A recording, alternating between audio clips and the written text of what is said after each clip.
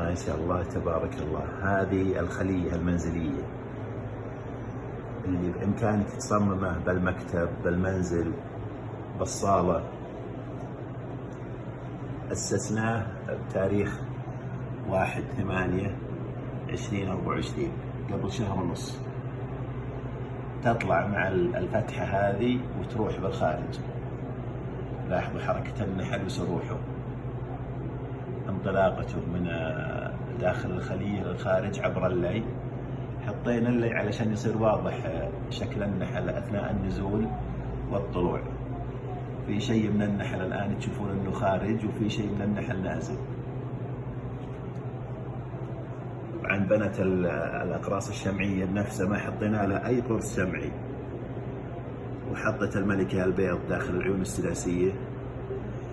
نساعد حنا بالبدايات على أننا نعطيها عسل وماء.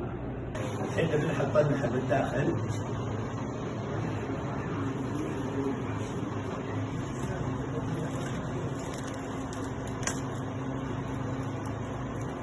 بعدين نقلب شوي الصندوق على اساس يصير بها امكانيه ان النحل ياخذ راحته بالطلوع. بس الحين نبي نوجه الصندوق لمكانه.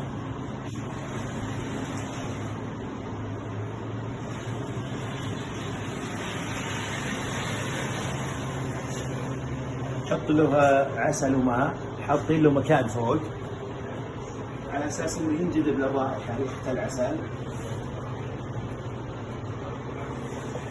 النحل يبي يطلع فوق على اساس رائحه العسل. اليوم الثاني من وضع الخليه.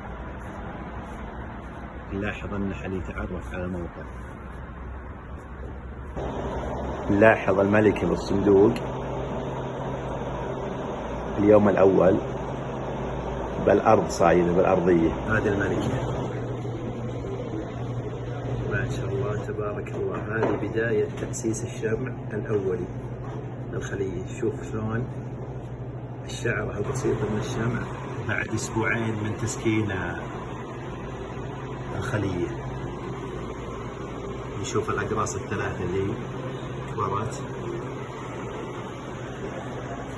نلاحظ مع الجهة المقابلة بعد هنا 1 2 3 4 وهنا 1 5. اليوم 21/8، يعني بعد 20 يوم من وضع الخلية